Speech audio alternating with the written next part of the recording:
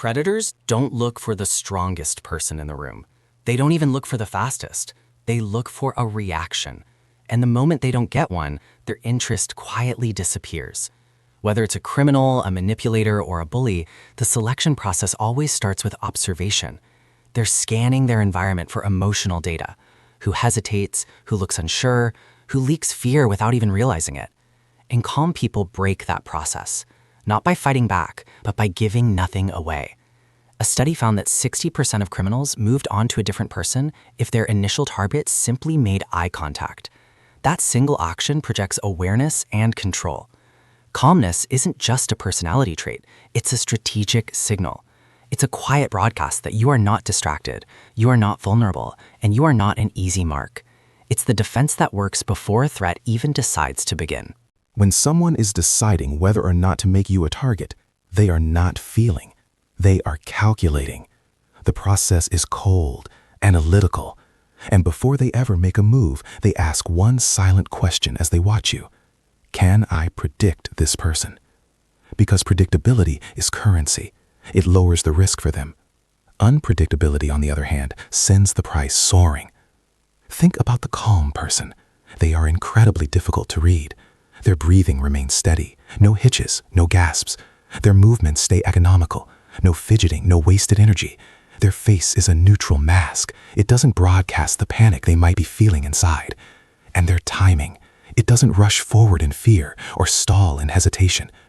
To a predator, looking at this person feels like trying to read a book with half the pages torn out. It feels like missing information. And in their world, missing information isn't just a puzzle. It's dangerous. Now, most people think the big giveaway in a tense situation is fear. A trembling hand, wide eyes. It's not. Fear is expected. The real signal, the information they're truly hunting for, is reaction speed. The person who immediately starts over-explaining, the nervous, too-quick laughter, the sudden shift in posture, either shrinking down or puffing up, the immediate, unquestioning compliance, or the opposite, that aggressive, over-the-top compensation. All of these rapid-fire reactions tell the exact same story. This person is running on emotion, and an emotionally driven person is a predictable person. The truly calm individual introduces a delay, just a beat. Just enough of a pause before reacting to stay unreadable. That tiny, calculated delay is often enough. It's a signal of control that makes the predator's internal calculus shift. And very often, that shift is enough to make them lose interest entirely. Quick pause. If you want to understand how the human mind behaves under pressure, not in theory, but in real-world threat scenarios, this channel breaks it down every week. If that's useful to you, subscribe now. Then keep watching, because what comes next explains why calm is often mistaken for weakness and why that mistake is dangerous. So what about looking tough? Many people try this. They adopt what they think is an intimidating posture. Shoulders back, chest out. They lock eyes, trying to project a glare. They're trying to build a wall. But it almost always backfires. Why? Because that forced toughness, it's still a reaction. It's an immediate response to a perceived threat, and it's leaking emotional data. It screams, I feel threatened, so I am trying to look threatening. True calm is something else entirely. It doesn't need to challenge anyone, so it doesn't glare. It has no need to submit, so it doesn't shrink. It simply exists, without urgency. It occupies its space.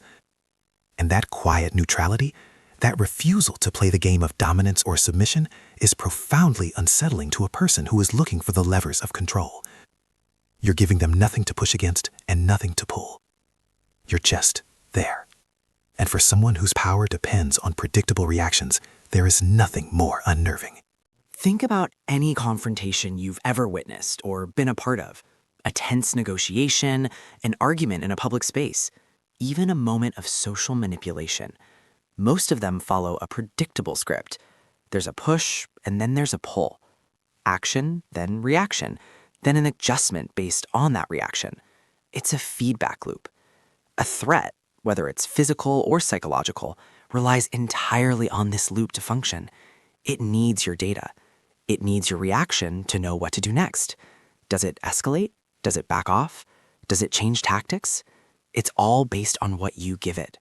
Now imagine you give it nothing. Not what it expects anyway. This is where calm comes in. Calm breaks the loop. When an aggressor is met with calm, their entire process short circuits. They're looking for a reaction to plug into their equation. They're looking for a visible fear, which tells them their tactics are working. They're looking for visible anger, which gives them an excuse to escalate. They're even looking for visible compliance, which signals an easy win. When they get none of that, the threat can't calibrate. It's like a pilot flying blind in a storm. Their instruments are dead. And when calibration fails, the risk for them suddenly skyrockets. The situation is no longer predictable. It's no longer under their control. And in that moment, most threats will disengage. Not because you won in some dramatic showdown, but because continuing has become inefficient. The cost-benefit analysis in their head suddenly flashes red. It's just not worth the risk. And this dynamic plays out everywhere, every single day. Think about it. That person in a public space trying to establish dominance, probing for a weakness, they feed on your discomfort. Or the social conflict where a manipulator needs to hook into your emotions, your guilt, your anger, to pull the strings. In any confrontation, escalation almost always depends on your response. Calm doesn't give them that response. It doesn't escalate the situation. It doesn't reward the provocation with the emotional energy it craves. It simply starves it of oxygen. The fire gets no fuel, so it burns itself out. But there's a critical distinction to be made here, one that could mean everything. Calm is not the same as freezing.